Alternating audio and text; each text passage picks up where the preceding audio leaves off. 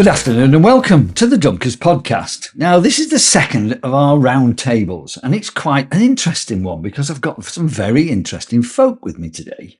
And I'm going to call it Welcoming or Wary, the second homes, tax premiums, and the good old Article 4, the future of property in Gwynedd. Today, it's a pleasure to be joined by my three guests, John Hughes, Angela Russell, and Rhys Elvins. So I'm going to set the scene first. So I'm going to use this because this is the Dunkers podcast, I'm going to try and use that analogy. So it's time to dunk into the second home saga, Gwynedd style. Think of it as a local property market taking an ice cold dunk. Because in 2023, the council said, enough slapping. They're going to put on 150% council tax premium on second homes. That's not a splash, it was a tidal wave. By the end of 24, house prices had plunged statistically 12.4% as owners bailed out fast. And those hoping to dodge the tax by renting, you've got to actually let your home for 182 days and be available for 252 days, because otherwise you're straight back into deep water. The message, if your home isn't a primary or truly long-term rented, you're facing a full-on dunk. Let's get into why this matters for owners, renters, and the local community. And before we go a bit deeper, I'm going to ask each of you, that's John, Angela, and Rhys, just to sum up your thoughts on this particular issue. John, do you want to lead off? Well, seeing you brought on the nautical terms, I'd call it the Titanic. I mean, Abersoch was created as a tourist destination, and now it has hit the iceberg and is sinking. So I don't know where the council is coming from. It's damaging businesses, and Abersoch in general is going down fast and as quick as the Titanic. Right. So we look for life rafts and life vests very quickly. Angela, what are your thoughts? Yes, my thoughts are very similar too. And I would say, going on the same line, I suppose I'd say it was a tsunami. It's bad what's happened. And I think this year, although we've had perfect weather, I'm afraid that businesses are not doing well at all. And the houses, we've got more houses than I've ever seen up for sale. And I think people are really worried. Yeah. And our segue into businesses, Rhys, over to you. Yeah, I mean, it has been difficult. And we've noticed the clear impacts of Article 4 already. Hard to truly understand the direct impacts of Article 4 because there's so many other economic issues going on, so it's difficult to really pinpoint exactly what effect it's had. It's also best to try and understand the purpose for these policies. And I'm yet to find the answer. Why is there a 150% premium? Why is there an Article 4? Is it working 12 months on? There's so many unanswered questions. So I guess if we can find some reason behind these policies, we could maybe understand, but that would be the first thing people are asking for. Still yet to find out why these measures are in place. Is Article 4 a confusion for the 150% council tax? Yes. We've almost wanted to record ourselves talking this year, and just when people walk in the office say, listen to this, this is what's what. So many people walk in and we explain, what are you looking for? You're moving here, you're looking for a second home, to know which properties to point them at. Right. And then when we ask, do you know about the Article 4? It's, oh, what's that? The council tax thing. And people are still not fully educated on it. No, it's probably because they were merged or emerged at the same sort of time, wasn't it? Yeah. And one could almost, the cynic in us would turn around and say one was a bit of a smokescreen for something else. But but I'm not a cynic. So, Angela, do you think that's a fair comment? I think it is, and I think it was a problem that I could foresee right in the very beginning when they talked about Article 4 coming. I can remember in meetings saying, to them, well, what I think will happen will be people from away making it their prime homes and coming here to live, because you know, everybody's working from home these days. So working from Abersoch or LLanbedrog or wherever is simple, you know, so you don't have to have a second home here. So what's happening is, as people are now buying the homes and making them their main homes, it's putting an extra burden on our doctors, which we are struggling with anyway, and everything else that goes with it. Everything, I think the car crashes here, you know. Because the infrastructure just isn't here, is it, No. John? No, that's a really good point, Angela. Yeah, the infrastructure in here. You've got to remember also this Article 4 was passed by 8 members of the Cabinet. Out of how many? Out of 69. Out of 69? There's 69 councillors, okay, and then there's 10 cabinet members. 2 were missing on the day they passed it, so eight people have passed this. Now then, I'd like to know what background in business those 8 had. Right. If you know what I mean. Why did were they abstaining because they've got vested interest? They were absent. We don't know that. Why? But 8 people passed this. It wasn't discussed. It wasn't, they said we're doing this. Now then, they're doing this solely on their own in Wales. No other county is doing Article 4. Those that had been discussing it have pulled out. So it is only Gwynedd Council and Parkerary that are doing Article 4. Okay, so but the other councils and councils in the UK are putting the 150% or a premium on second homes, aren't they? Yes. Do you think that is really what started it? Because it must have started somewhere. As Rhys was saying, let's see if we can dig under the rationale for this. What do you think? So say that again. Sorry, did Article 4 come from the? Yeah, did Article 4, was that seen as a sort of even if the premium has been accepted by all the other boroughs or all the other areas in Wales, and in it's common in England for second homes, did that then sort of, if you like, almost inspire a greater Article 4 to emerge? I think it's a game of chess or cat and mouse. I think they've introduced the 150% premium, and then people have obviously tried to get business rates to then not have to pay the premium. Right. They've then changed the goalposts on the business rates, so then people fail to achieve the rates, and then they have to default back to paying second home council tax. Okay. But then obviously they've put the Article 4 in place as well, so it's kind of, there's a loophole there where you can put your holiday let onto business rates. Then they're trying to close that loophole, and if they just kept it simple from the start, yeah, John. Can I read what I want? No, absolutely, yeah, please do. Right, premium rates in Article 4. Ever since the discussion of implementing premium rates began, I've always spoken against them. I predicted an outcry and damage to our tourist industry, but it fell on deaf Plaid Cymru ears. As for Article 4, that just takes away our human rights to ownership and freehold of our properties. Proposal. I suggested from the beginning that all dwellings should pay council tax, the exemption being genuine bed and breakfast properties and small hotels. Airbnbs are a way out of paying rates on your second home by claiming it as a business. Those who are not exempt and feel wrongly done by can always claim business relief through HMRC, should they be declaring their accounts. Should Cyngor Gwynedd want to charge second homeowners a premium, just put their homes up one band. Nobody would have complained and tourism would have continued to thrive. As it is, many have sold and moved on. Houses bought or built by previous generations when the UK had an industry, the best in the world, now all gone. The future is bleak, with many builders with no new builds on the horizon and farmers who have diversified our building to holiday lets not reaching the 182 days target. In general, all involved in tourism will suffer and possibly not survive. No work, no language. Dim gwaith, dim iaith. Agreed.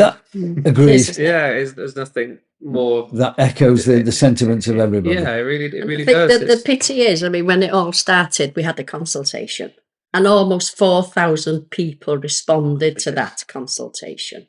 and they took not a blind bit of notice. So that was just sort of painting over. Oh, that was just a tick box exercise. Right.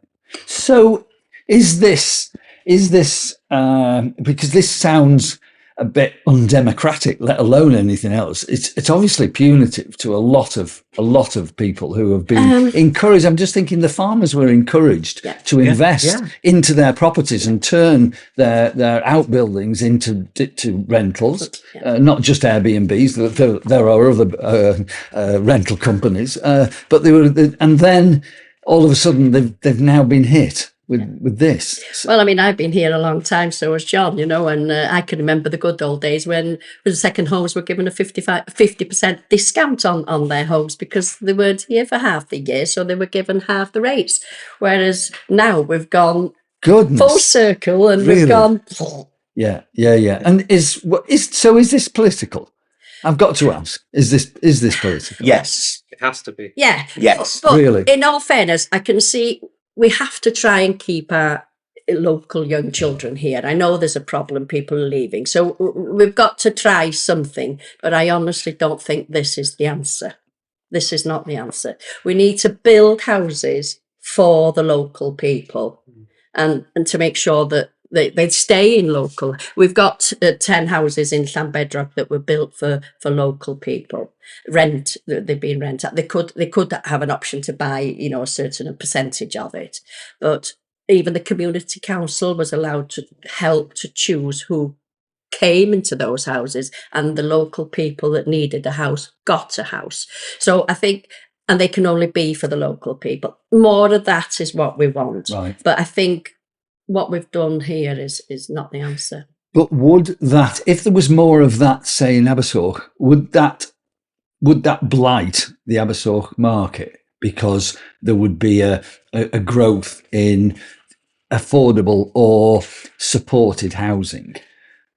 I have one person who actually has a house, but is once a bigger house, a 4 or 5 bedroom house.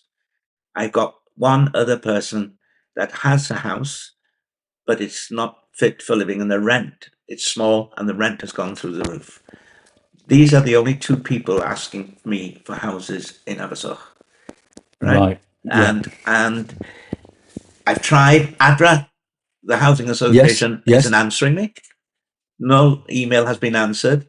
I've then been told, even though I wrote to an email they've obviously had the email because it never bounced back. You know, I've sent. So they're just ignoring. They've ignored me. Yeah. That was at the beginning of the summer. There's no point during the holiday period to try and sort it out. So I'll have to get onto that case again. Those 2 cases again. But building. They're going to build 2 more in Brogarman there. And it doesn't say on the application whether it's a 4-bedroom, 2-bedroom, or 3-bedroom house. By the looks of the picture, the artist's impression, it's a 2-bedroom house. Right. 2-bedroom houses, you need at least a 3-bedroom house. I would imagine that if you go to most of the villages here, the request would be for 4-bedroom house. You know, because there are quite big families in Wales in the area. But what I'm asking, why are we building so many houses everywhere? Penrhyn, Dreidrais, I can't tell you how many there are, but there's a lot. In Cricius, there's a lot. Right. They're going to build 14 in Nevin, 18 in Butternut, 14 in Morven Nevin, about 8 in Eden, 4 in Mynytho. 4 in Mynytho, and how many they're going to build in Penrhos, the Polish camp in Penrhos, I don't know. But none of us have got massive requests. Requirements or requests? No.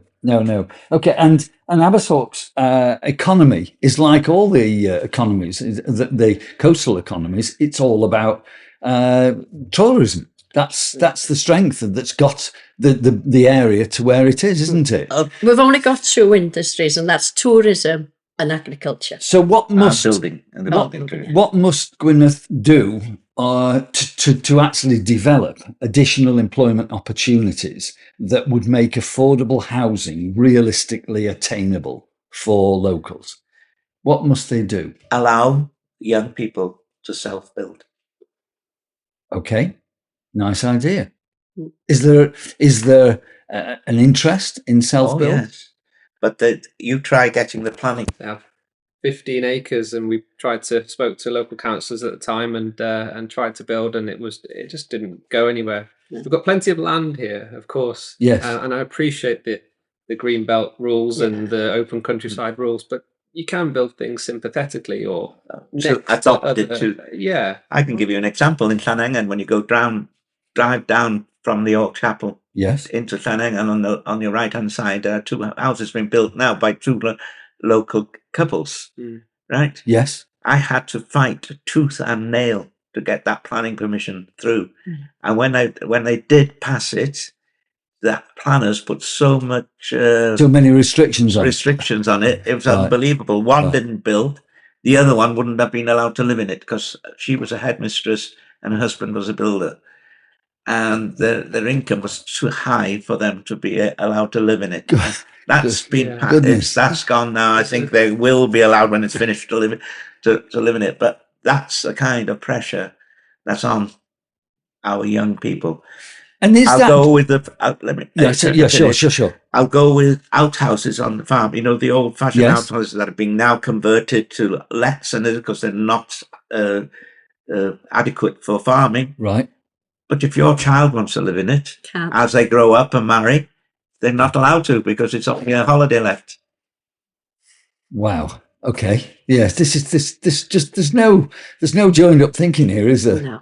No. What we need to create is well-paid jobs. Yes. Well-paid jobs. Which are going to be what, Angela? Is that sort of information technology? Is it like IT, whatever? You know, that's the way ahead, isn't it? You know, they've just got to corner the market there, I think, and encourage the young people to stay here because everybody wants to go to Cardiff or Manchester. There used to be industry in the Carnarvon area. There used to be industry in Pwllheli. You had Calibra, the old engineering works. That's gone.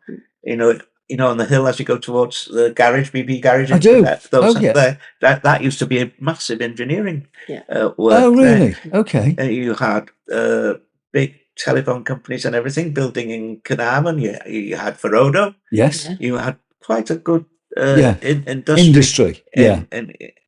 Within striking distance of Abersoch. And everywhere else. Lots of people work there. Yeah.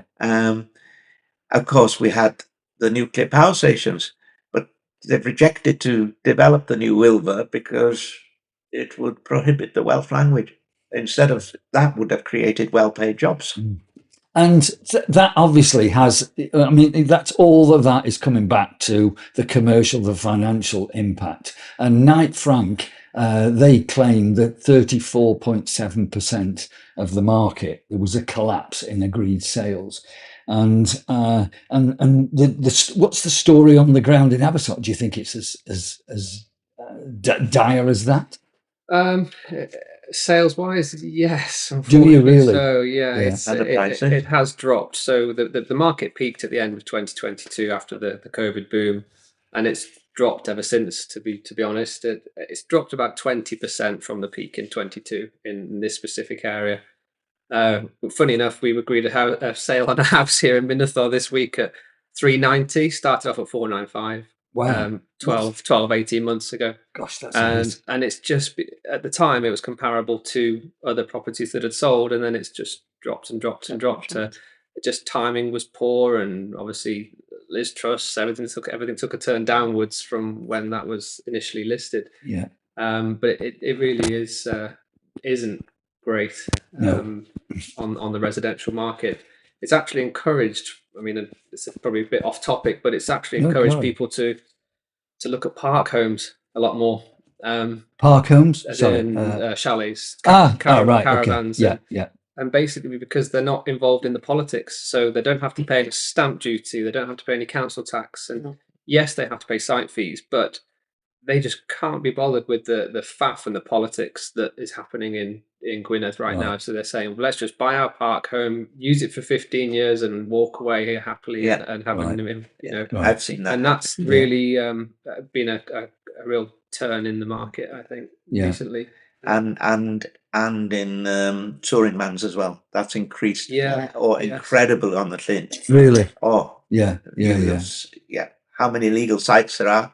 Yeah. I don't know. No, but I did, in actual fact, on that same sort of theme, I did go on to Rightmove and just sort of dug around on there, and they said that there was 146% more homes listed in June 2025 versus June 2022. So, okay, that's a 3-year period, but to have a double plus, i.e. 146, that's a lot of homes that are now listed.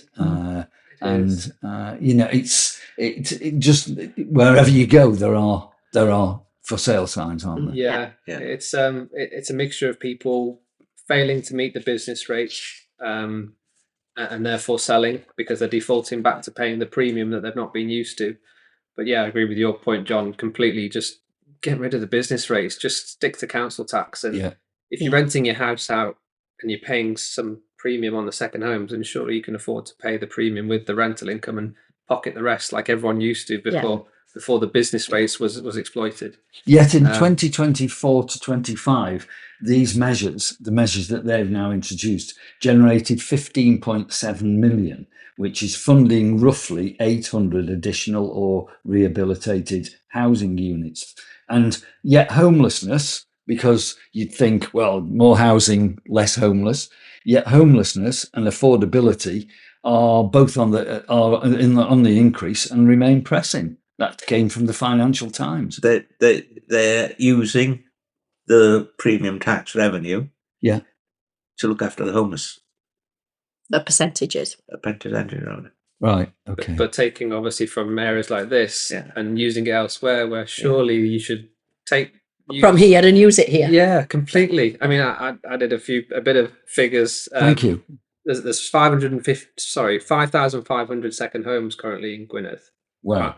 According to Google. Right. Okay. And then if you take the average band E in council tax, second home premium on that band is about £7,000. That's £38.5 million.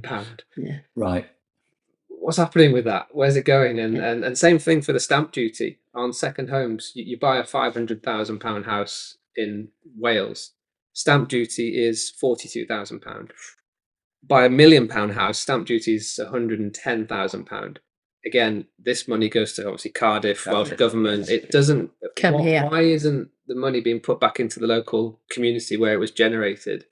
It's simple solutions. Well, absolutely. I just don't understand. Is that because it is Welsh government? I mean, the thing is that there was you and I spoke just off the record or off mic, Angela, and you were saying that there's a feeling afoot that they might reduce the second home tax in England down to about 70%. They were talking in that sort of region. Now, is that so? When I sort of thought about that and spoke to one or two people who are going through this not easy loop, they say, oh well, does that mean that ours will come down to from 150 to 70? But I don't suppose it does, because Wales can do what they want. This is imposed by Cardiff, isn't it? Yes. Yeah, but Cardiff, the Labour government in Cardiff is relying on Plaid Cymru to support to pass their policies.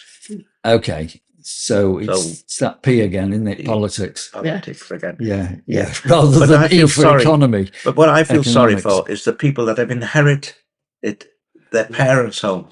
They've moved away because there were no jobs for them here, or the jobs that they're trained for because they've been to university and everything else. And let's not forget, we're trying to get every child to go to university these days. Yeah. So they've been to university away from here.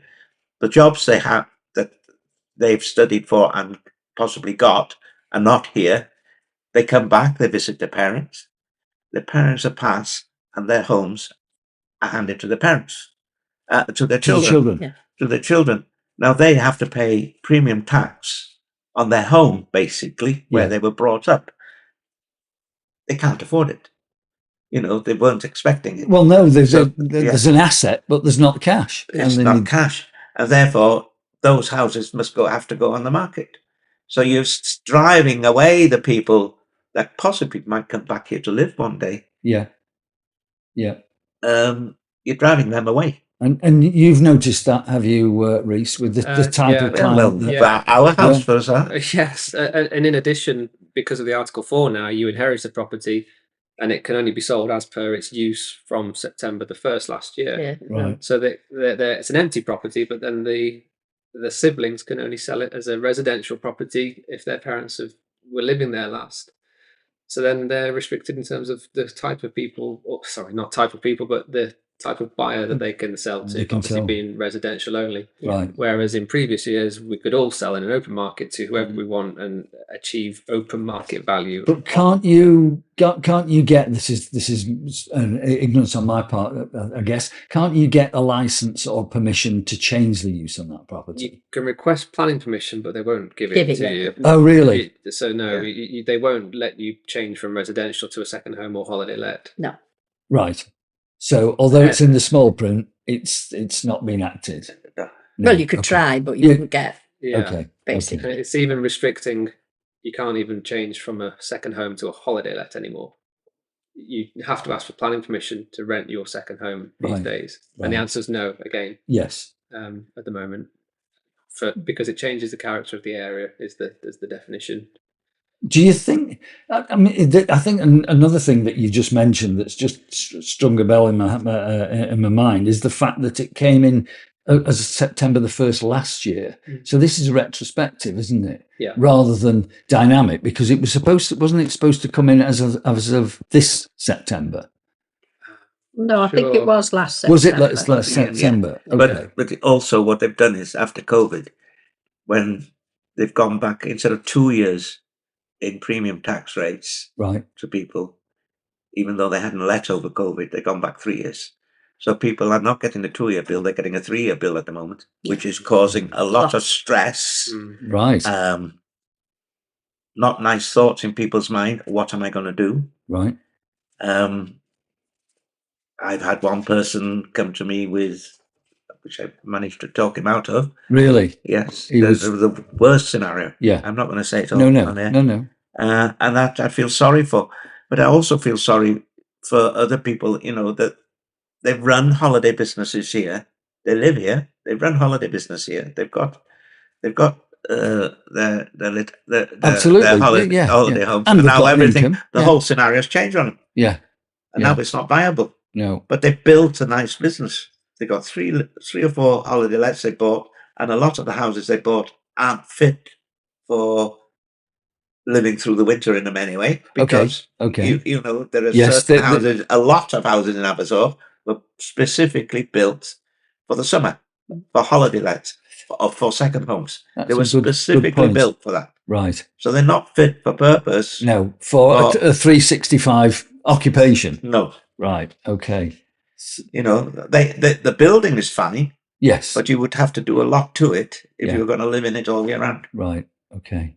And that again will restrict your market, won't it? It's everything comes back to a sort of tying up the market and so that the pipeline is getting smaller and smaller. Yeah. It comes back to the question of what do they want? What are they actually trying to achieve? Because, let's say the whole of Abersoch village was full of main residents. Everybody, is that what they want?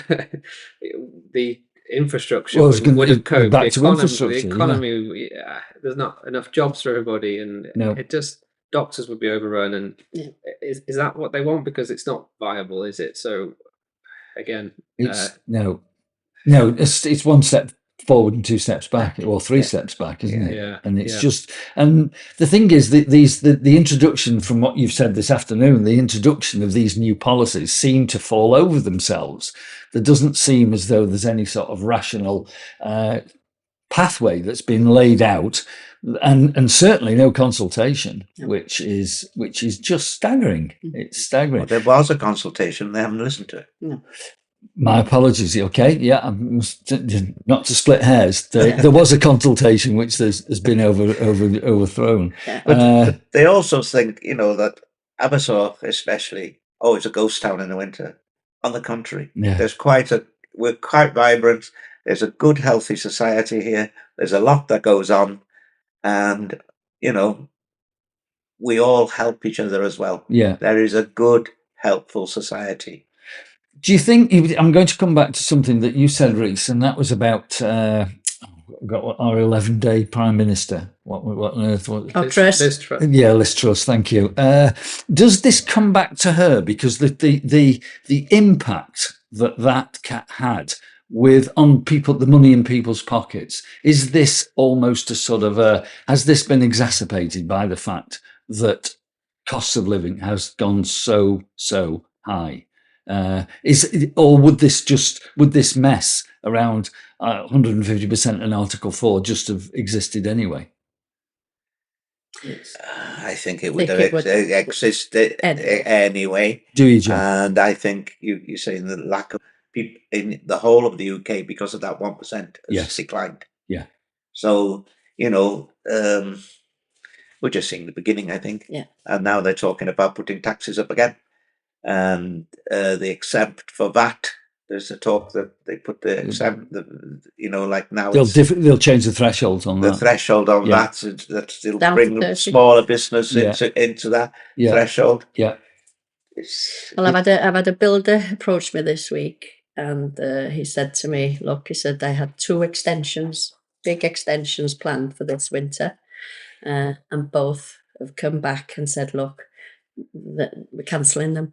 We're not investing. We're not putting that money into that property because they don't feel that property is going to be worth that money at the end of the day. So they're just holding the fort now, keeping it as it is because they don't want to invest the money in it because they think they'd be throwing money away because the house probably won't be worth the money they're thinking of investing." I've got an electrician that came to see me this week, and he's just laid off 3 workers because the work of the pipeline's going down. There's less children coming in our schools. It's all a downward spiral now, and I think we're in for a very rough ride. Do you really? I do. Is that, Gwyneth, or is that... I suppose there's a lot of it in general. I mean, when you think you can't get staff, I mean, I'm sure John can talk about the staff issues. You can't get staff. I can remember in the good old days, the people used to come on the Bach and the Warren and things, and the family all would come, and all the children would stay all week. The parents or the father would go home at the Monday or the Sunday night rather, and then come back on the Friday, and then those young people were here, and they were the pot washers. They were the people that did the jobs for us, keeping things going. Yeah. You don't get that. No. The people that we know that are leaving, we don't know the people coming in, and they don't know us. They don't know our culture, and they really appreciate our language either. You know what I mean? I do. It is part of our life, is our language.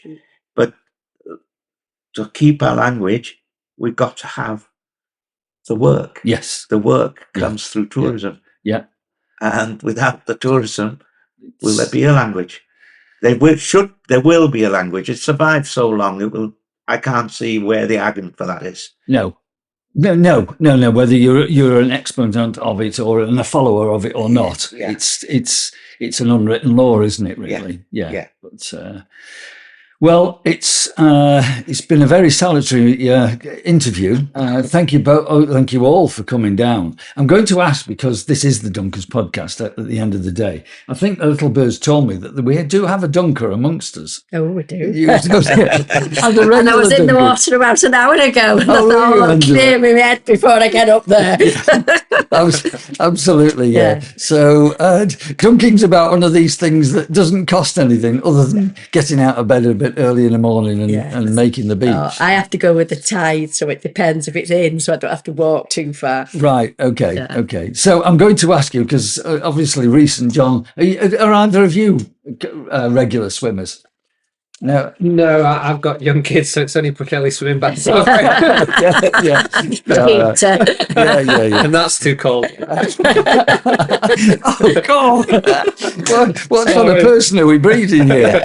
Years ago, I did a lot of swimming. I leave it to other people. I mean, Kathy that goes swimming. I do. Yeah. I'm friends with Kathy. Yeah, so she can do the swimming for me. Yeah, well, and John, let me tell you, she's there every single day. Yeah, brilliant. So if you could dunk with anybody, who would it be? Who would it be? Yeah. Whoa, who would it be? Mr. Trump? You rolled him under. No, I don't know. I'm quite happy on my own. Okay. Well, I'd like to say once again, thank you all very much indeed. I would like to pick this up and sort of see how what sort of response, because I'd encourage people to respond to this and give us their own feedback. Well, I hope it turns positive. We've got a Senate election coming up. It's got to be an interesting one. Unfortunately, they're putting 30 more members into there at a hell of a cost. I don't see why they need 34 more members. They don't seem to be doing anything for us here anyway. So I hope we get people voting for the right party. Right, I'm going to hold on to that bright note. I hope we get people voting for the right party. Thank you, John. And until next time, once again, many thanks. May the Dunkers spirit go with you. Thank you. Thank you.